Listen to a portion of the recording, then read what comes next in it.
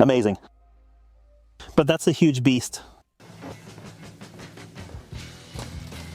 I think that in my search, the fact that I more or less know where to go will really help me. There's a nice little lake near Wrocław, and there are tons of bagniks there. Seriously, there are hundreds, maybe thousands, and that's where we're going. Because bagniks are pretty easy to find. Once you come across them, you know they're there, and in huge numbers. As the name suggests, bagnik, swamp water, it tells you a lot about where you can find them. And it also says a lot about the lifestyle of these spiders. Because in fact, bagniks have a way of life that's closely connected to water. And that's why I'm heading to the water. Simple. And I really sincerely hope that just like last time, I'll be able to record a certain phenomenon, that is the fact that they can stay on the surface of the water, standing on their 8 splayed walking legs, and they just glide across the surface of the water like crazy.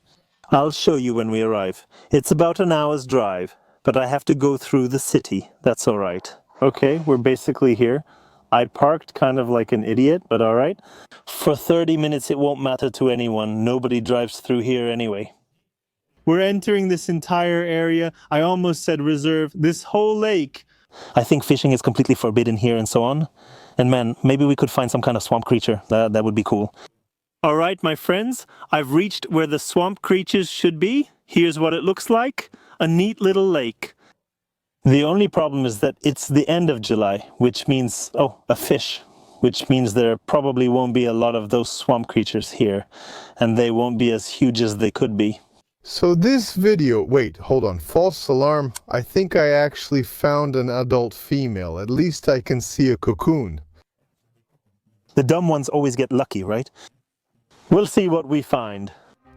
Anyway, I'll show you. Check this out. Here. Well, it's clearly a marsh spider's cocoon. It's actually very distinctive. It's like a cluster of little ones. Exactly. Look. Hundreds, if not thousands, of little spiders. And there's actually a second cocoon over there. Where is it? There it is. Do you see? There's a web, but where's the female? If there's a cocoon, a female should be present. We'll return to that soon, but first I'd like to look around more for a bigger specimen. And you just have to shamelessly stare at the surface looking for legs.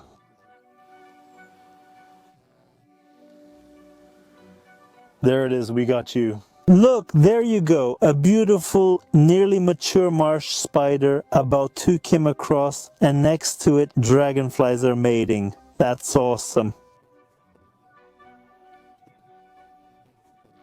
We're about to record this in macro. The guy started the saw and another pair of dragonflies is mating.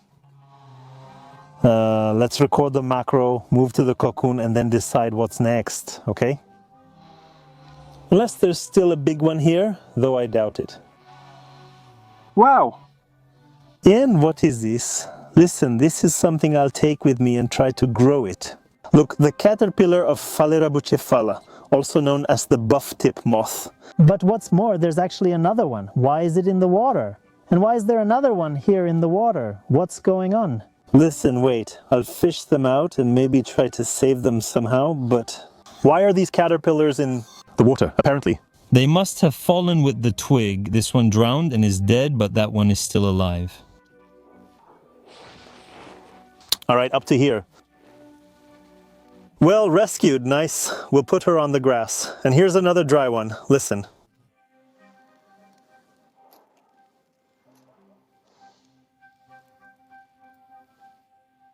Where did they come from? I have no idea yet, seriously. And this one, did she already go? No, she didn't go, okay. Oh, and here there are actually a lot of these funny beetles, which are very characteristic of such waterside areas.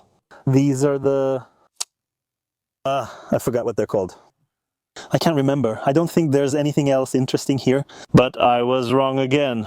While searching for other marsh spiders, I found 2 interesting insects I'd never seen before. The first was a small, slender insect that turned out to be a true bug. And not just any bug, because it's a bug from the Hydrometra genus, which in Polish are called poślizg. And such poshlisk bugs can also be found practically only near bodies of water, where they hunt small insects and also feed on dead insects that have fallen onto the surface of the water. In Poland, there are two poshlisk bug species, which can float on water surfaces like water striders. And if you're curious about what those red dots are that this specimen has on it, they're simply mites. And the second insect, which I totally didn't expect to find here, but I immediately knew what it was, is a small fly with a very distinctive marbled appearance and an incredibly strange arrangement of its wings. What you're seeing is a male fly from the species Calopistromia anolepis. It doesn't have a Polish name. This is a fly that was first discovered in Poland in 2018, so it's a fairly recent addition to our entomofauna. If you're wondering why it positions its wings oddly, the answer is simple. In these flies, the males raise their wings like this during courtship, so it's their mating dance. Phew! Alright, my friends, we managed to record some macro shots of a few cool animals, including one very interesting fly, but now let's get back to these cocoons, because listen, if there are cocoons, then there must be a huge spider somewhere here that made these cocoons. It's just that I don't see it. Maybe here, underneath, if I lean in. Jesus, something touched me. Oh, Alright. There it is. There's a spider web on the lens and a spider too. It's in a big open spot and I didn't even notice. It blended in completely, but it's there. Can you believe it? Here's the cocoon.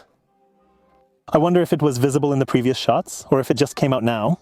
Here's Bella, and at the end of Bella sits a huge female, a fen raft spider. I think it's... damn, now I'm not sure. No, it's probably Dolomedes fimbriatus, because it has those pretty distinct stripes. And she's holding a cocoon in her mouth. But it's a huge beast. Oh wow, I need my macro lens. Alright.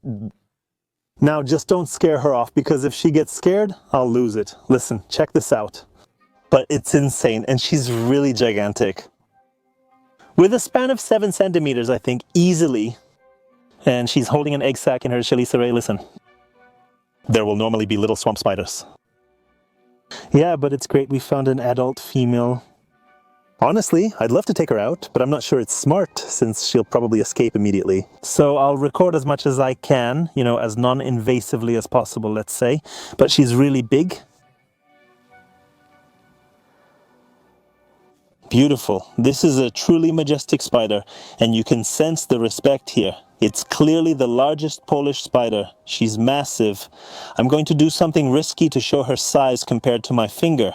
Look, here's my finger and the spider.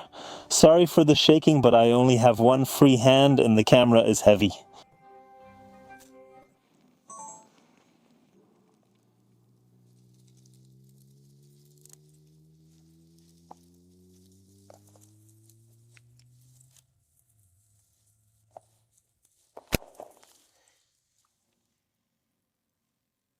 I did a little trick where I pulled that stick out to the edge, and she's not very skittish, by the way. Also, I ended up moving those little spiders around.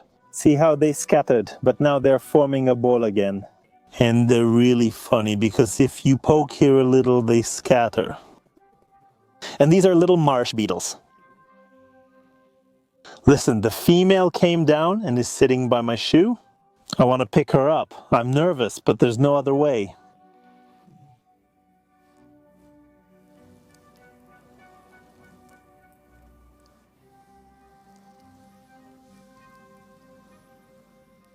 And here she is, my friends. What a beauty.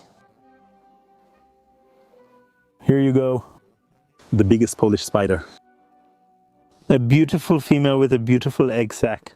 Her abdomen is nicely curled, but look at the size of this spider. My hand isn't huge, but it's impressive.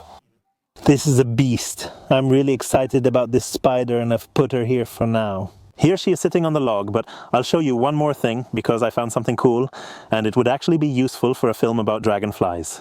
Look, on this leaf there was, well, it was sitting here, but now we just have this, an old dragonfly exuvia.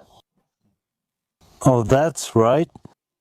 This is the last larval stage of a dragonfly, which after climbing onto a leaf like this during its final larval stage, simply splits open and an adult dragonfly emerges from inside. This is a damselfly, a large predatory type. Interesting, isn't it? Alright friends, let's leave the spider and cocoons here to develop on their own. And actually, if you want all the information about the Dolomides spider, you can also check out the previous videos about this spider, because I explained everything there. However, I will repeat one thing. The fact is that both videos and photos absolutely don't show what this spider really looks like and how massive it is. These are powerful spiders. Some say that house spiders are bigger, others say that orb weavers are bigger. No.